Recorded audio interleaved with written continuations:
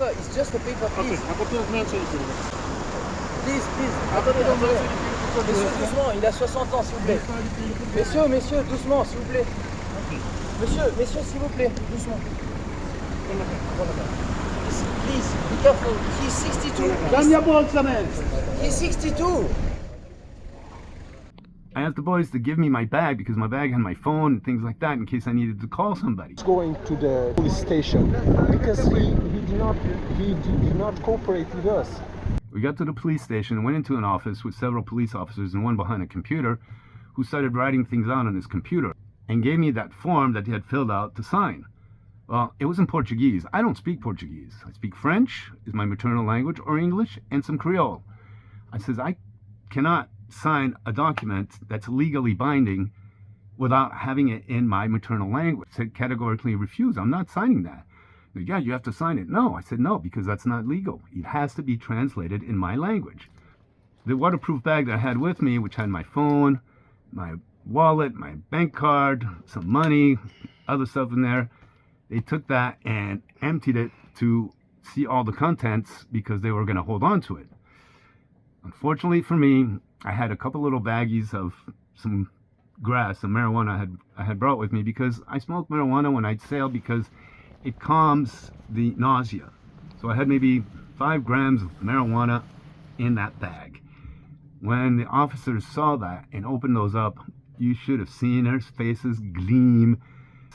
They were just gloating, and it was an awful feeling because I knew I was screwed. The boat will stay with us until tomorrow, and tomorrow we will make a decision about that. So then they put me away in a jail cell. Now this jail cell is a concrete room with just a concrete bench and not even a toilet, just a hole there to do your business. It was hell in there. They gave me 2 little tiny bottles of water, and that's what I used as a pillow. There was a young guy there who couldn't understand a word he was saying because he spoke a Creole from here. And I spent the longest night there. It was just awful. I couldn't sleep. I couldn't eat. One police officer, originally from Senegal, but Cape Verdean, was very kind and very nice, I have to say. He spoke French to me and I could understand better because sometimes I couldn't understand everything they were saying to me. And brought a little bit of food, but I just could not eat. I was just so stressed out, so shattered, I couldn't eat. Police came. I said, listen, I need to go to the hospital. I need to do an x-ray. I think I broke my rib. And they said, yeah, well, that's your fault because you fell. And I said, yeah, I know.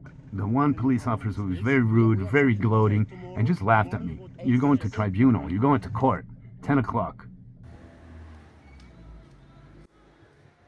I could hear the church bells ringing. 10 o'clock. Well, nobody came to get me. 11 o'clock. Nobody came to get us. I waited there until 3 in the afternoon. Finally, they came and took me out. They put me in a van with about 8 or 10 different police officers.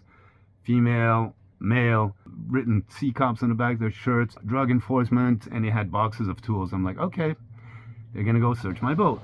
When we got to the little port here, they said, you need to bring your boat here next to the port. Which was impossible because the jetty there is all old and rotten and there's no place to dock a boat safely. Maybe old fishing boats. And I said, I can't bring my boat. It's going to slam the keel. Then one of the women gave me a paper that was basically a court order or search warrant to search my boat. I can't read or understand Portuguese that well, but I got the gist. I knew they got what they wanted. A search warrant to search my boat. That's what they had been looking all along for.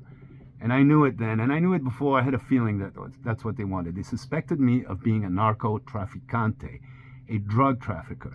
And I'm like, okay, fine, let's go search my boat. They looked at everything, cut open bottles of old product, looked on all my ceiling tiles, the floor tiles. They looked everywhere for everywhere to find something. There was nothing to be found. There was nothing in there. It took a couple hours. I had a little baseball bat here that I use as a deterrent in case somebody comes to try to take something from me. And they're like, oh, what's this little baseball bat? I'm like, yeah, it's my little baseball bat. It's for protection. Then they said, what's this? What's this knife for? And I said, it's a knife. It's knives to cut open fish or cut open coconuts. As well, they brought out this machete that I had gotten in Costa Rica years ago that my son had given me because I had given it to him and he gave it back to me. So I kept the machete and I thought, oh, it'd be cool to open coconuts with, but it was basically for decoration. And they were all like, oh, that's a nice machete. And I'm like, yeah. Two of the officers, they were very kind with me and started talking. I was telling them I'm a YouTuber, a Winded Voyage, and that's what I do. I'm not a trafficker, and that after spending a night in that awful jail cell, I do not ever want to do any of that kind of stuff because I love my freedom and liberty. And I'm here to discover Africa, not to deal drugs and to get rich. I'll be officially retired at 65, which is in January. So there I'll get a little stipend, so I'll be okay. I'll be financially okay. As well as searching through all my stuff and all the boat, they went through all of the Japanese guy's personal belongings, Asahi. And he had teas and spices from Japan. I didn't know what he had in there. It's not my business. I didn't know. Finally, after a couple hours, we left the boat. It was pretty much a mess. They tried to put some of the things back, but it just never how I left it. So they take me back to the police station. There, Asahi, Paul, and Gautier, the two Frenchmen, were there waiting and trying to figure out what was going on. So I briefly told them, and then the police said that I had to go back into the jail cell.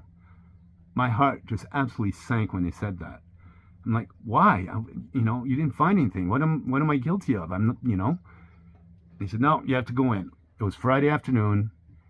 Court was going to be closed all weekend long. I succumbed to the thought of being stuck in there for the whole weekend. I had to use all the zen in my power to just relax. I pleaded with them to let me get back to my boat to take a shower. I had not showered in 5 days since the trip across the ocean, and all this time I smelled terrible. And they said, oh, we'll give you a 5-liter bottle of water. You can wash yourself that way. And I said, my phone, I need to have my phone. I need to call my family or lawyer or something. And they put me back in the cell. It was just, again, devastating to my morale, but I'm tougher than that. And you're not going to bring me down. So I closed my eyes and took a deep breath and accepted my fate. About an hour later, the doors open. The police officer brings me to the car and wants to put me back in a paddy wagon where the dogs and criminals go, not in a seat. And two officers started arguing about that. It was, you could tell there was some confusion. Finally, thank goodness, I didn't have to sit in the back. They put me in a regular seat and took me to the court, to the tribunal. There, they put me in another holding cell, like with bars. And it was super hot in there. I could barely breathe. It was so hot, and I was sweating. Finally, a gentleman came and escorted me out. It was no longer the police. He was very kind, brought me to a window, asked me what my father's maiden name was and my mother's maiden name was, full name, then gave me a paper that said that I'm to be released with immediate effect. Why do I have to go back to court? I don't know. I think maybe they want to keep an eye on me for these next 2 or 3 weeks. I don't know. I will comply and stay. When I came out of the courthouse, the gentleman just said, well, have a nice day. You're free to go. Are you going to go back to your boat? And I said, I was still shell-shocked. I didn't know. I didn't have my phone. I didn't have my stuff with me because the police held it. At one point, I was afraid to go to the police and get my stuff because I thought they were going to hold me again. I was ready to go swim to my boat just to be back in my house. But then I'm like, no, I need my stuff. I got my bank card. I need my phone. And then I got to connect with the 2 French dudes and Asahi, the Japanese guy. So I said, okay, come on, buckle up, Alex. Go back to the police station. I go back to the police station, ask for my stuff. It was immediately given. Then as I walk out of the police station, the 2 Frenchmen, Paul and Gautier and Asahi, show up. I was so happy to see them. I almost cried. Alex, you're out. I'm like, wait, though. I need to get my dinghy engine in my dinghy.